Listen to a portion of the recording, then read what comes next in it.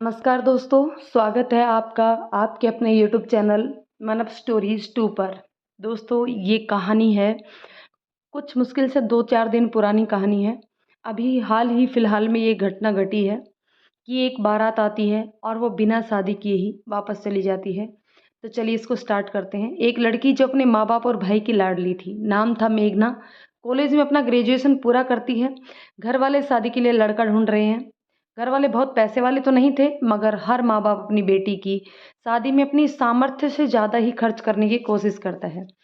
यही सोच मेघना के पापा की भी थी और जो कुछ जमा पूँजी उन्होंने जमा कर रखी थी वो और कुछ और रुपए भी इधर-उधर से इकट्ठा कर लिए और लड़का देखना शुरू किया। तभी किसी ने बताया एक लड़का है विपुल, वकालत कर रहा है, अच्छा परिवार है, पैसे वाले हैं, उसकी एक बहन है वो भी वकील है। विपुल स्मार्ट और माता-पिता का आज्ञाकारी बेटा है। लड़के-लड़की को मिलवाया जाता है, घर वालों की बातचीत होती है, दोनों एक दूसरे को पसंद कर लेते हैं और रिश्ता पक्का हो जाता है। रिश्ता होने के बाद दोनों एक दूसरे से बात करने लगते हैं। कभी प्यार भरी बातें होती हैं, तो कभी छोटी-मोटी तकरार भी होती है। इसी तरह दिन बीतते गए और शादी का दिन भी आ गया। अब मेघना के परिवार वालों ने दहेज के लिए सामान एकत्रित किया और लगन लेकर लड़के के घर सामान सहित पहुंच गए। जब विपुल के परिवार वालों ने सामान देखा तो कहने लगे कि हमें इस सामान की ज़रूरत नहीं है, हमें नहीं चाहिए, या तो अपने इस सामान को यहाँ से ले जाओ, हमें पैसे दे दीजिए, अपना वापस सामान ले जाइए। मेघना के पापा ने कहा, सामान हम आपको नहीं दे रहे हैं, अपनी बेटी को दे रहे हैं और सामान तो अपनी बेटी को देंगे ही। विपुल के परिवार वालों ने कहा, या तो अपना सामान वापस ले जाइए वरना हम इसे छत पर रखवा देंगे। यह हमारे लिए कबाड़ के बराबर है, इससे ज़्यादा कुछ नहीं। बात बढ़ती देखकर मेघना के पापा चुप रहे और लगन लेकर वापस आ गए। तीसरे दिन शादी थी। मेघना के पापा विपुल के परिवार का रवैया देख चुके थे, इसलिए उन्होंने घर आकर जितनी उनकी कैपेसिटी थी, जितना उनका सामर्थ्य था, उससे अधिक करने की सोची और गांव की भी एक अच्छी सी धर्मशाला बुक करी। साथ ही खाने में जो भी आइटम उन्होंने सूची में बना रखे थे, उससे भी ज़्यादा आइटम बढ़ा दिए।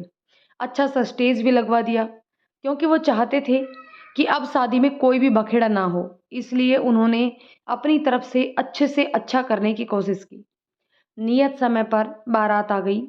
जैसे ही बारात धर्मशाला में ठहरी, तो उनका वापस से नखरे शुरू हो गए। ये कोई जगह है? ऐसी जगह शादी होती है? शादी करने का कोई तरीका नहीं है, कोई व्यवस्था नहीं है। हमें पता होता कि ऐसे भिखारी हैं, तो हम ऐसे घर में रिश्ता करते ही नहीं।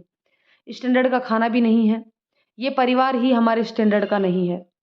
अब फेरों का टाइम आ गया। दूल्हे को मंडप में बुलाया गया। दूल्हे ने मंडप में जाने से मना कर दिया और कहा कि या तो हमें मर्सिडीज़ कार चाहिए या फिर एफडी हमारे नाम करवाओ, तभी हम फेरों में बैठेंगे। तब ये सब बातें मेघना को पता चली तो मेघना की आंखों में झरझर आंसू बहने लगे। उसकी माँ कहने लगी, बेटा रो मत, तेरा सारा मेकअप खराब हो जाएगा। परंतु मेघना का दिल तो धक धक कर रहा था, पता नहीं अब क्या होने वाला है। मेघना के पापा ने खूब मिन्नतें की, हाथ पैर जोड़े, मगर वो लोग टस से मस ना हुए और अंत तक गाड़ी और एफडी की डिमांड करते रहे। मेघना के पापा के पास इतने पैसे की व्यवस्था नहीं थी कि वह अचानक उस वक्त गाड़ी दे सकते। मेघना के पापा ने कहा, साहब हमें थोड़ा वक्त दीजिए, शादी होने के बाद हम आपको गाड़ी या एफडी की व्यवस्था कर देंगे। परंतु लड़का, उसका भाई और उसके बाप अड़ गए कि यदि गाड़ी और एफडी में से कोई एक चीज़ मिलेगी तो ही हम शादी करेंगे। हमें हमने पहले ही मना किया था कि वह कबाड़ हमें नहीं चाहिए, फिर वह सामान आप हमारे घर क्यों छोड़ कर आए हो। वो लोग मेघना के पापा और उसके भाई, चाचा, ताऊ जो भी थे, उन सब के साथ हाथापाई करने लगे। इस तरीके से बिना शादी किए ही वो लोग जाने को तैयार हो गए। मेघना उधर रोए जा रही थी। वह क्या करे, उसे कुछ समझ में नहीं आ रहा था। उसने कहला भेजा, एक बार विपुल से मेरी बात करा दो। विपुल ने साफ शब्दों में कह दिया कि मुझे उससे कोई बात नहीं करनी है, या तो मुझे गाड़ी चाहिए या तो गाड़ी के पैसे। मेघना ने ये बातें सुनी तो वह वहीं बेहोश होकर जमीन पर गिर गई। दुल्हन बनी मेघना वहीं बेहोश पड़ी थी और बारात वापस चली गई। दोस्तों, कहने को हमारा समाज बहुत पढ़ा लिखा समाज है। हम सोचते हैं कि पढ़े लिखे परिवार में हम अपनी बेटी देंगे तो वो कुछ समझेंगे। यहाँ तो विपुल खुद वकालत कर रहा था और उसकी एक बहन भी वकील थी। वो लोग अच्छी तरह से जानते थे कि दहेज लेना और देना दोनों ही कानूनन अपराध है। फिर भी उन लोगों को एक बार भी यह बात का एहसास नहीं हुआ कि वो लोग क्या कर रहे हैं, वह गलत है। वह लोग जानते थे कि हम इस केस से कैसे बच सकते हैं, इसलिए उन्होंने इस तरीके से किया, क्योंकि आज भी कोर्ट में गलत को गलत और सही को सही साबित करने में वर्षों लग जाते हैं और कई बार सही को गलत ठहरा दिया जाता है और किसी सही आदमी को बलि का बकरा भी बना दिया जाता है।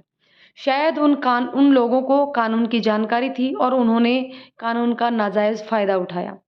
आज बारात लौटे 3 दिन हो चुके हैं। मेघना के पापा ने एफआईआर दर्ज करवा दी, परंतु अभी तक कोई कार्रवाई नहीं हुई।